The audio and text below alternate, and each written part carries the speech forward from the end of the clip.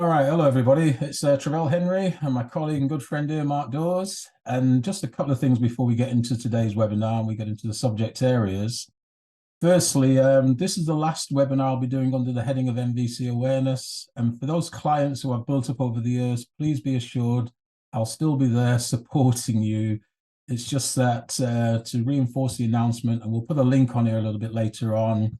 Mark has very kindly invited me into the NFPS family. So I'll be taking over as one of the directors come the 1st of January. We're already doing a lot of good work in that direction. But as I say, come January 1st onwards, then i.e. NFPS will feature in the background banner with themselves from there. But please, please, please be assured, MVC clients, I will there to support you. Okay, Mark, you'd like to introduce yourself, please? No, they should all know who I am by now. Oh, whoa, whoa. I've been around that long, mate. I'm that old. At that note, mate, I'm going to come in now. Right? Just because you had a great post this morning, not that I'm jealous, from Mark Medford. Was it Medford, the guy's Mark name? Medford, yeah, yeah, Yeah, yeah. Mark Medford themselves, mate. No, it doesn't mean, mate, this is, at least in the UK, there's 60 odd million people. They don't all know you. So introduce yourself. Come on. Yeah. No, I mean, my name's Mark Dawes. I've been in the industry now for almost 30 years. I was the founder of NFPS Limited, one of the co-founders when we started. I now run it with my wife, Deborah, and I. And we've had a great run. We've made some great friends. And we've really, really enjoyed, running the business and delivering the training and, meeting and making new friends all the time. But time has come for me to step back, and slow down. And so Travell and Rab have kindly offered to take the helm, and I'm looking forward to that. They're two good guys. They've got some great new ideas, some great fresh ideas. Don't worry, it's not a radical change. Everything will still be running as it's always run. But I think these two guys are going to bring some fresh and exciting new concepts into NFPS and move it forward. So there's continuation all the way through. So yeah, that's and not long now, mate. It's a couple of weeks, isn't it? It's a couple of weeks. It's here. When we think back now, the last kind of 10 weeks, 12 weeks, we've been talking about this and it's moved at a rapid pace and behind the scenes. And some people may recall I put up a post about, you've created a monster and itself. I've added one or two to that. But the creating the monster, let me reassure you, it's a good monster, as Jim Snipe, our colleague in Australia, mentioned within itself. And that is the fact that the amount of inquiries that are coming through, but importantly as well, we're able to address those inquiries, particularly from current clients who want to come back on a refresher course and for people making new inquiries to us. So yeah, if you're unsure, not worry what we're talking about, again, we'll put a link up to the website so that you can see about the trainer courses we're offering during 2023 and just learn more about us, really. And before we specifically get right into the webinar, for those of you who haven't met me before, excuse me, just from a broader heading, as with Mark and our colleague Rob, aka Rab, in sales, we do a lot of work around expert witness support, reporting. So if you think about post training, whether it's allegations or issues around the appropriateness of the use of force, it's about policies and procedures, risk assessment, training needs analysis. So I and my colleagues within NFPS, we can advise and support you in those areas. And I'm also a training consultant as well. But that's a little bit about me, about Mark, and hopefully you'll learn more about us for the next 30 minutes or so. But Mark, I'd just like us to start with, just from a broader perspective, that post you put up, I think it was yesterday, and the young lady been in contact with you about the issue at school, and not so much specifically her issues, but some of the wider issues about how we may support her and people who come to us with, let's say, issues from a broader perspective. Yeah, I think that's one of the important things, and this is why I'm pleased that you and Rab are taking this on, because I know you can do this. One of the things that we've always said to people is, look, if you train with us, you become part of the family, and we'll be there for you, if you need us. To the extent that we get people that haven't trained with us come to us, like the lady the other day with the email. She'd obviously found me and been following me or read the stuff online. And she's obviously in a place of pain. You've only got to read her email to see that she's very worried, she's very scared. And, I think this is fundamentally what the business is about. We are a training provider. We deliver courses, we issue qualifications. But the real heart of the business is supporting and empowering and developing people. Anyone could run a training course and issue a certificate. And when I first started, probably like yourself, you went on a course, they gave you the certificate, and you ask them a question, they would know you're trained now. off you go. We've built a whole support structure for people that come and train with us. If they need any help, if they need any advice, we're a phone call or an email away. And I know that's something that you and Rab are going to carry on doing, which I think is really important. But yeah, that lady the other day, it's not an uncommon thing for me to get emails like that. I get them regularly over 30 years. I don't know how many I've had where people have reached out because, as in this case, she's losing her job over nothing more than putting her foot out to stop a child assaulting her that had a weapon, which is shocking, really.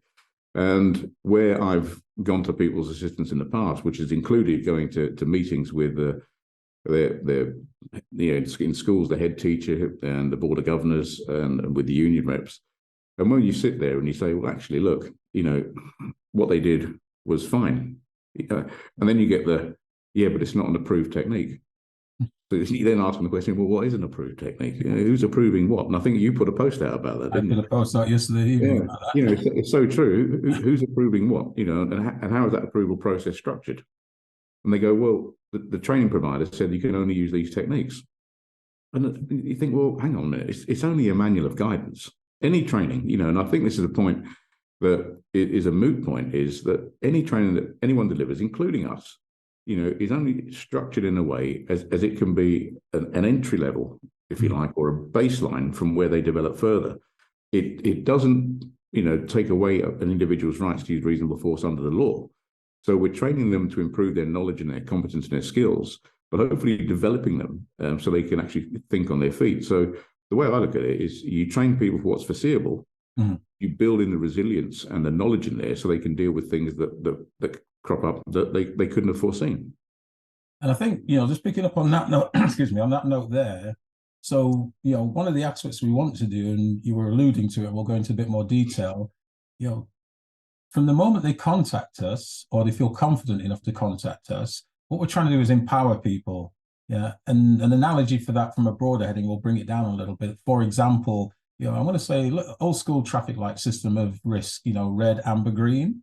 And we think about near miss reporting, within itself. And that's a key area. We can have another discussion another day about that. But near miss reporting, you said about foreseeable and those issues that, are unplanned, not there, unexpected.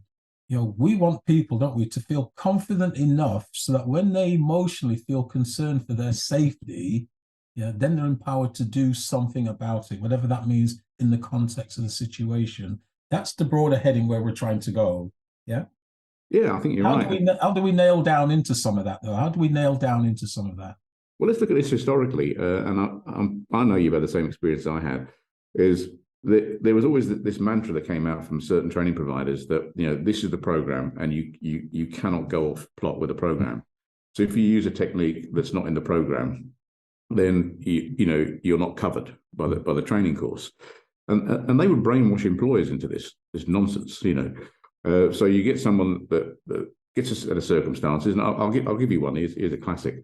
This is one I had to deal with. A member of staff, new in job, is working in a mental health unit, and there's a patient in there who actually has delusions. They actually believe they're a vampire, and this patient has been known to attack staff badly. Mm. They don't tell this new member of staff. He just told go supervise this patient in the washroom.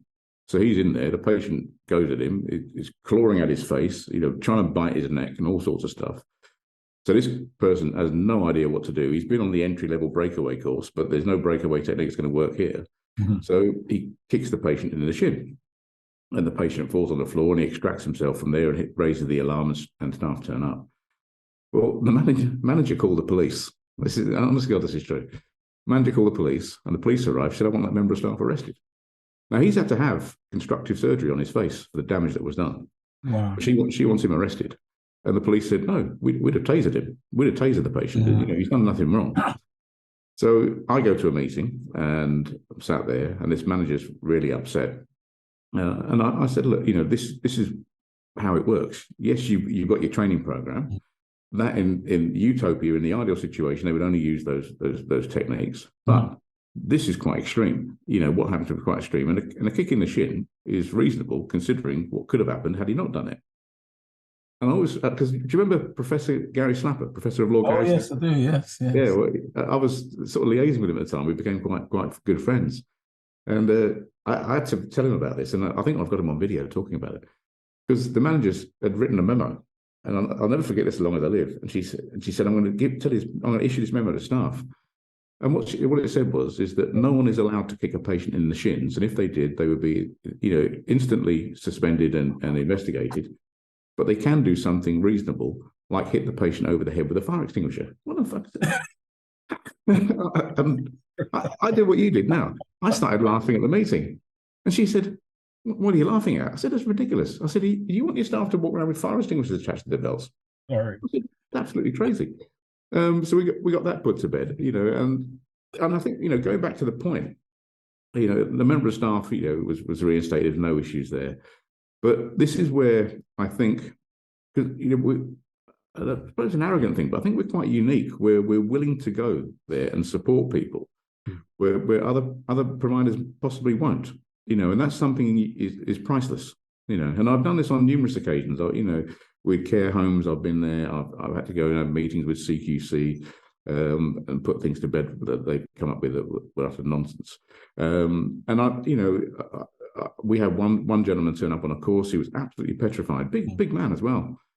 And his local authority, he restrained a child, and his local authority had referred it to someone, and social services got involved, and they were going to put him on a child protection list. And once you're on that thing, you're on that for life. Yeah. So I said, well, what's he charged with? And they said, well, he's charged with causing significant harm. So this is not a chargeable offence. And this is a social services lawyer. And he said, well, he caused significant harm to the child. I said, well, but it's not. I said, whether he did or whether he didn't, it's not the issue. I said, but you can't charge someone with significant harm. It's not an offence. It's a threshold criteria. Define significance. Yeah. And I printed the law out and I showed him. I said, look, there it is. I said, and it only applies to the parent of a child under Section 47. And he went, oh. So I was that annoyed. I had John Stebbin with me at the time. Yeah. And I said, if you pursue this, we'll fund the legal defence for it, because this is outrageous. And they backed off. Good. And I just wonder how many people out there, like the lady who emailed me the other day, are finding themselves in these circumstances and don't know where to go. Because, I've been in court with a teacher, actually, there, and the school didn't turn up to support them. Yeah. And the training provider didn't turn up to support them. And I just found it shocking. Well, I think, just picking up on that then, excuse me, and I just want to just go back a little bit of a pace, because that balance between the staff who are turning up on training programs or offering them advice, then linked to professionally challenging organizations.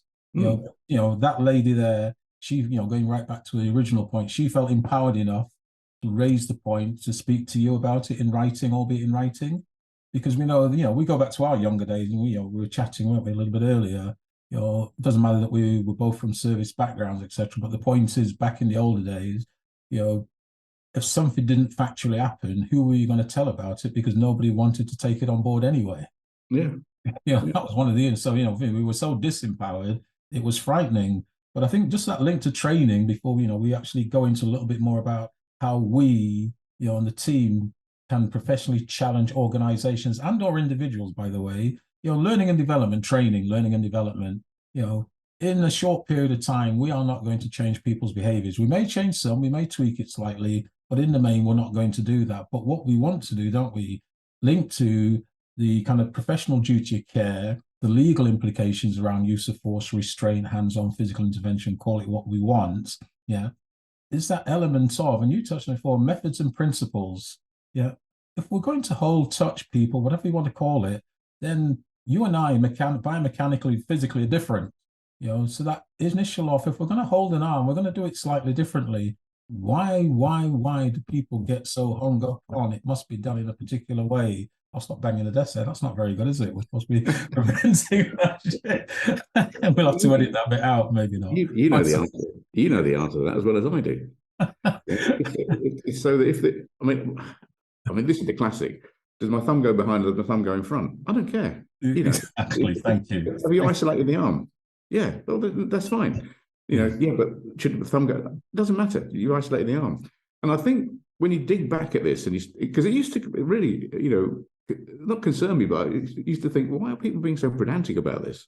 Well, you just remind me, sorry to cut it, honestly, because it's just in my head and before I forget. Remember, oh gosh, when we were introducing physical intervention training into the SIA, you have to remind me of 2010, pre-2010, something like that? Well, about 2008, they started looking at it. It came in 2010, didn't it? September. Yeah, so around it, but yeah, 2008 is a good period actually, because it would have been then because it was pre the introduction. And we were at the SIA with a group of people, and lots of us went up there as pockets of groups, wasn't it? Yeah. So, and I remember we were having this debate about, and again, it was the days of it had to be broken down into a million component parts. Yeah, no, don't, yeah. But the point I'm coming to is that I remember saying to people, right, you come over to me, come over to the window, have a look outside. I don't know, we were above the first floor anyway, sincerely. Looked out, there's people walking up and down the street, and I see people's quizzical faces. And I said, look, the point is, those are representatives of the people we'll be training. Yeah, when people come into your training program, yeah, that's the people who'll be coming in. Yeah, the fit for purpose, the healthy, and the competent in their work. Yeah? So when they come into the workplace, we can't expect them to have the same level of skill, knowledge, understanding that we have as trainers themselves. We're training. We used to use an analogy. We're training the twos on a level of 1 to 10. People have come in at twos, not a criticism of two. It's just a reference point. Yeah, if they've never done this before, how are we going to expect them to walk out the door having a very high skill level, learning and development? The development you and I know, and everybody else knows. If the training stimulated you that much, you want to go away and learn more, don't you? That's the grip. That's the element of it. It's all, yeah, there is that, but you've also got to accept that people already know stuff. Yes. People know how to stand up, they know how to sit down, they know how to walk, they know how to grip. You don't have to reteach this. And when you talk about this, the techniques being broken down into their finite component parts, that's an old military thing. That comes from weapons handling. Yeah. But if you look at, I've done a lot of NLP studying in the past and qualified in that area, and hypnotherapy and all the other stuff. And it's quite interesting. I'll tell you why in a minute. But when you get into the real building blocks of learning, there's 3 levels. There's confusion, so someone doesn't know what to expect. Yeah. Then you get knowledge, so you give them knowledge, and eventually they reach understanding. Yes. Now, if someone's already got some knowledge, so they know how to sit, they know how to stand, they know how to walk, but you break that down, you start to create confusion. So you lose the knowledge. Yeah. And I'll give you an example. If I said to you now, teach someone how to shake a hand, teach someone how to do a handshake, how would you do it? Just get them to shake hands, basically. Would you get to go do that? Yeah? You wouldn't go through, right, we're going to do physical intervention handshake training now. Make sure your feet are shoulder width apart. Position 1, step forward on your right foot, angle at the feet of 15 degrees. Make sure you're right front. Oh, my God, stance, movement. Think about movement, step and drag. You just explained it very well there. That's what we do this on courses, because like you say, the SA brought this thing, and I disagree with it totally. I said, look, you're just going to confuse people. And we get people obviously come and train for us, train with other people. I'm not saying other training providers are bad or we're the best, but it's just different experiences. And they'll say, do you break the technique down? No. And I actually demonstrate this handshake thing, and it's like light bulbs going off in the back of their head. But going back to a point you said earlier on, you see that thing on the wall behind me there? Yeah. That's the Bill of Rights. 1688, 1689, right? I have that on the wall, and I look at it every day. Right. Because what I think is happening out there is there's too much. And I don't think regulations is a bad thing, but there's too much now. And they're bringing out codes of practice, and they're bringing out certain standards or a certification route, and you must comply with that if you want Ofsted or CQC or one of the regulators to not cause you a problem. Whatever happened to just complying with the law? Because the law will always take priority. But then, and everyone, by the way, that's never been repealed. No. The Bill of Rights is still in place, and that's where the Human Rights Act came from. So everyone has rights in there. And one of the things is to be judged by a panel of your peers. Yes. Which is why, I still do it, but in the early days, you say, look, if you really want to prove a point here, if you want to discipline that person, take it to court. Let's have this judged by people that know the legal process. Let's have experts in there that are subject matter experts talking about this. Not you, no disrespect, head teacher that's never had to lay hands on someone, but you just think that what they did is wrong, or you social worker because in your opinion that's significant harm, which has got nothing to do with restraint. You go through into a course, you've got the right people with the right skills and the right knowledge, and a jury of your peers. If you go to Crown Court, of course, which is why a magistrate's court, you've got the option to ask for it to go to Crown. Yeah. Which is, again, something that I've said to people in the past. Don't ask for a magistrate, ask them to indict you to Crown if it's that serious. Because if you don't do this stuff, particularly when there's a vulnerable person involved, you could end up on a list for life, and that's your world over. And going back to that email that woman sent me, yeah, you said that she was empowered to do it. I think the poor lady was desperate. You can see it in what she'd written. And the difficult thing for me was I had to take the emotion out of it and objectively write the response.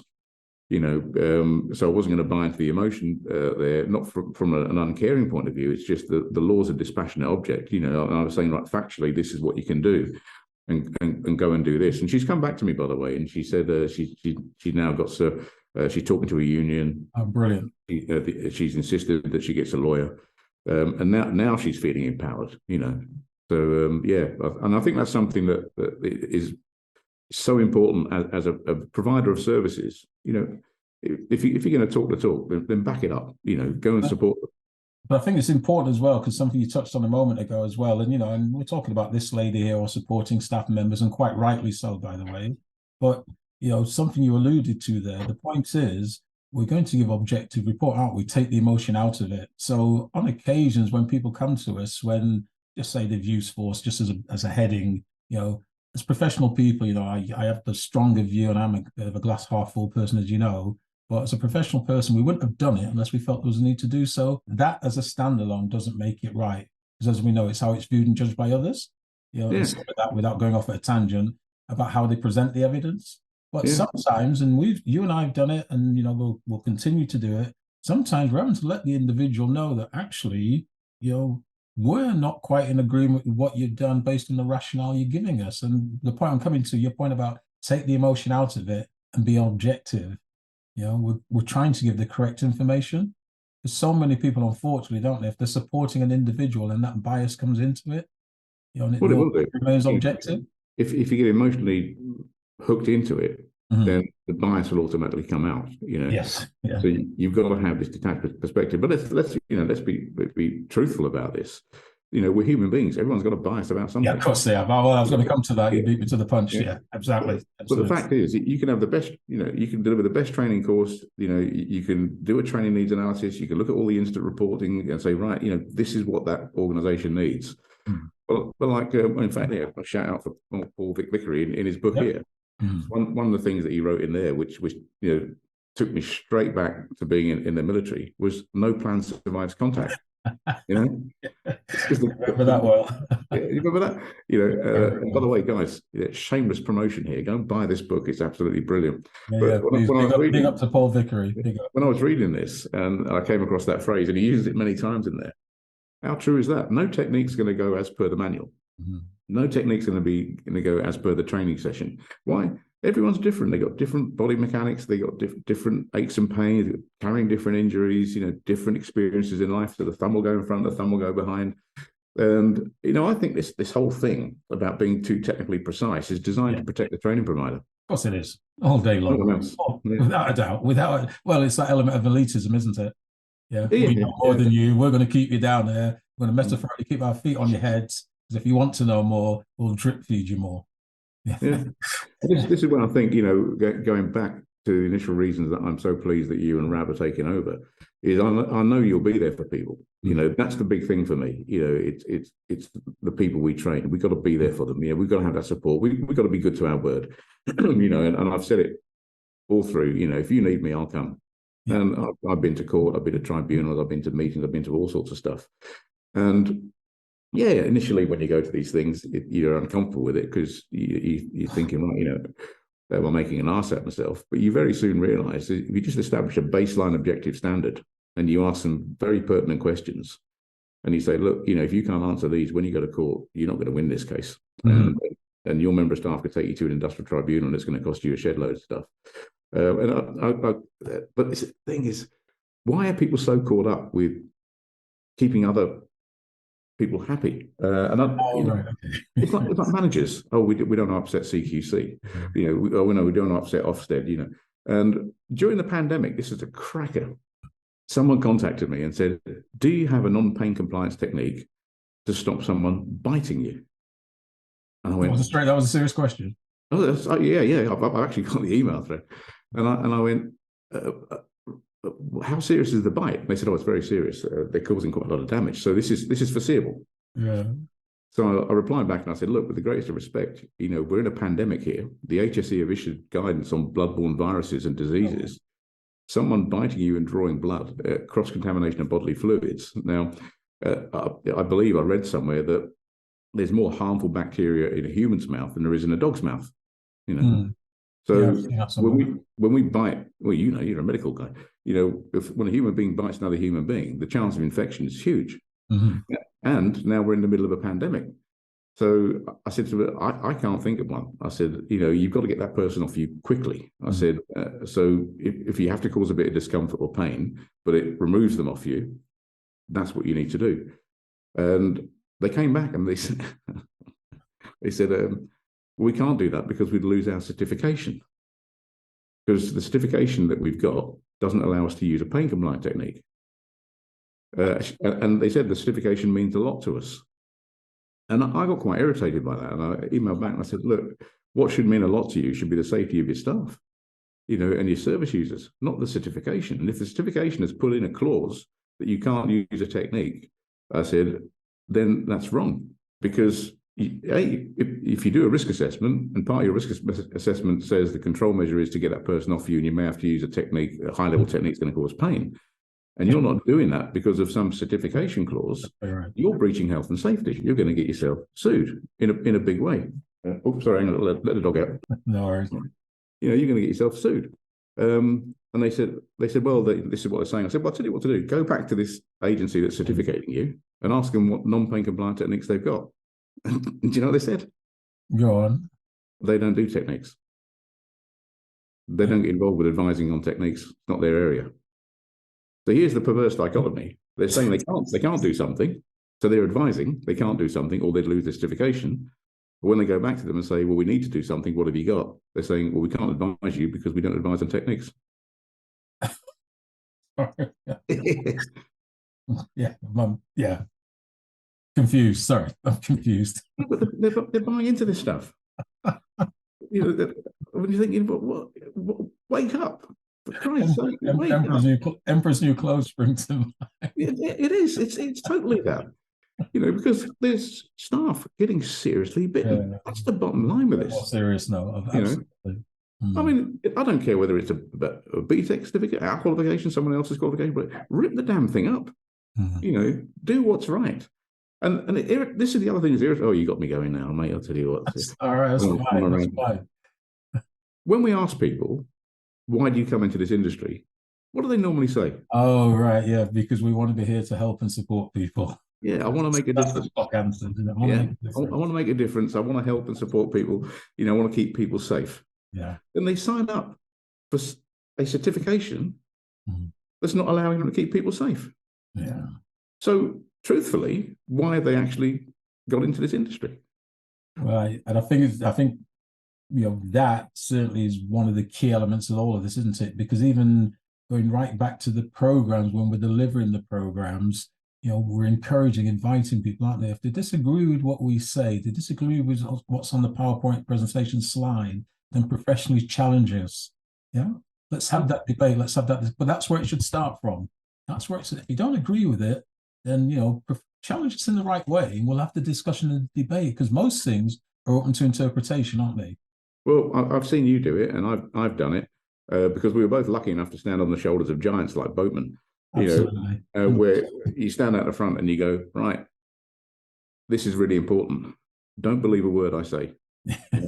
Yeah. If you got any questions, ask me. If you don't believe what I'm saying is right, challenge me.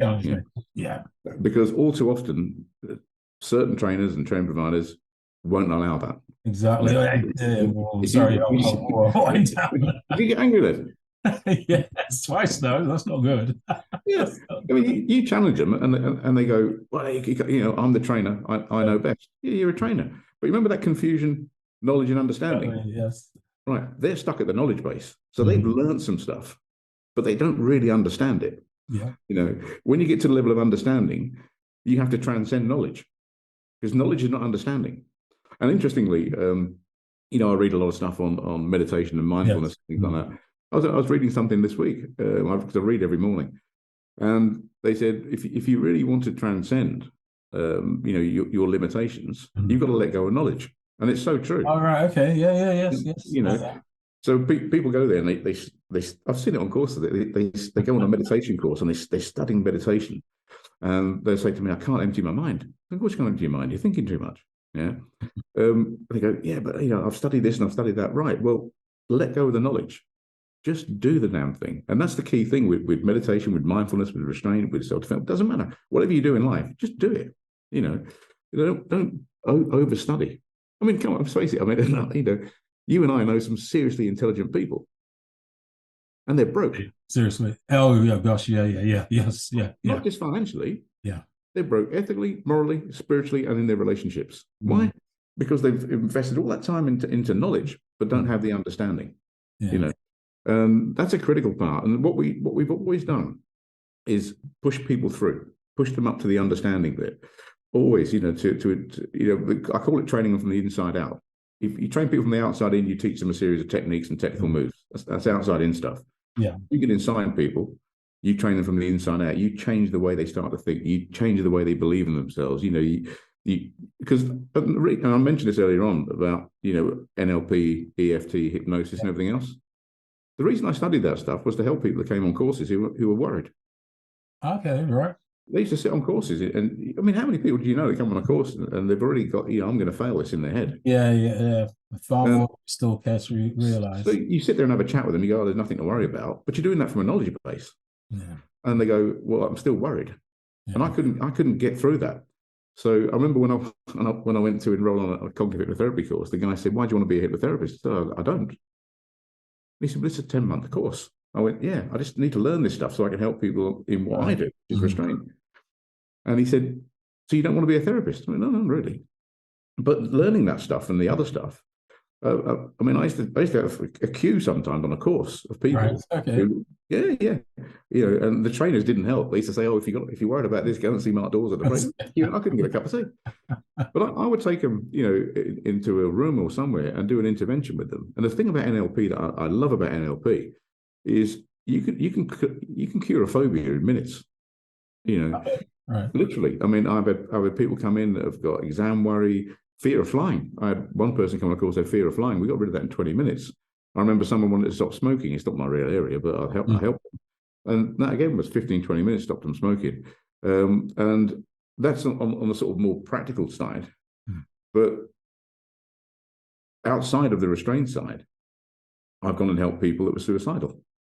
Okay. Right. And they've had professional counselling from one guy from Harley Street went down there. "I can fix you." He didn't. And they were going to commit suicide. And I got a phone call and they said, "Look, could you go and have a look?" I said, "I'll go." So I went along. And, I managed to work with this young man, and that was resolved. Now, it's not to say that I'm great at what I do, No. but the point is we should all be striving to look for associated lifelong learning skills outside of the core stuff we do. Because at the end of the day, we're dealing with human beings. No, I think, and ultimately that, and I think, probably just before we kind of look to bring things to a close, we've been going about half an hour now, something like that themselves. And I think, I'll just ask you to have a think of kind of, I'm going to say one thing you'd probably recommend, and I appreciate it's a broad heading in itself, but just before you give one thing you might recommend people maybe need to know and or do. I mean, certainly now you've heard us, talking about a lot of issues here about wanting to empower people, that importance about being able to speak up so that you feel that you can do your job to the best satisfaction, challenge things where you think they're not going well for you or they're not right in themselves from there.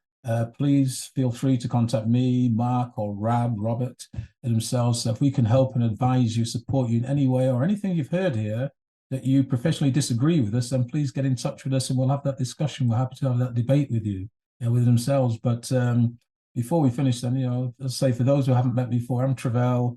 1st of December, along with Rab and Mark will still be there.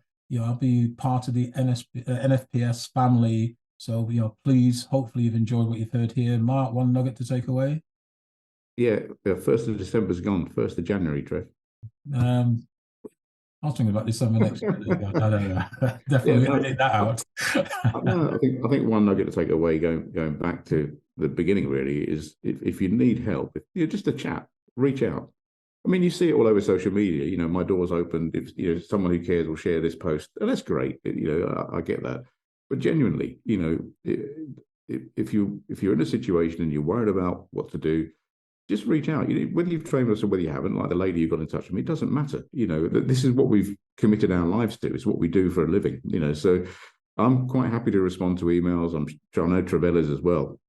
Because that's part of the sort of mission and the value base we have.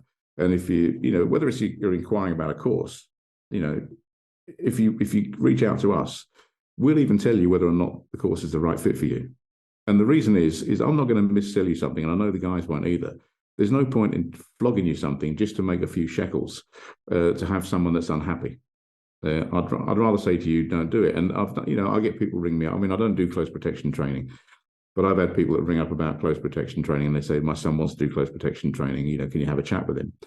And a few minutes into the chat, you realise that this poor lad who's going to spend a shed load of money to do a 2-3 week course, whatever it is now, is going to end up working as a static security guard or a door supervisor if he goes down that route. So I'd advise him. And with other people, coming out of the military, probably a good thing to do. So we're going to tell you the truth, whether it's right or whether it's wrong. But it's what I like. I think as I step down and prepare to step down now, I think what's very humbling is some of the messages I'm getting sent. I've got a letter here from someone that wrote to me, landed on my desk yesterday. Just really,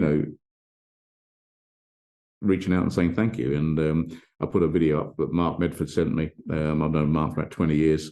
And that's what makes it worthwhile. It's helping people become the best version of themselves they can. And whether we use restraint training or self-defense training or handcuff training as a vehicle for that, or as a starting block, that's just a start. Once you're in that relationship with us as a business, we're there for you 24/7, and we're there to help you all the time. Okay, thanks, Mark. And I think on that note, then, before we say cheerio, sorry, themselves, and please let us know your comments, let us know your thoughts about the webinar, anything you'd like us to speak about going forward. Again, please drop us a line, let us, we'll introduce that going forward on other webinars we'll be doing. But on that note, it's goodbye from him and it's good night from me, and we'll catch you soon. All right, take care. All right, mate, take it easy. Thanks a lot. Bye-bye.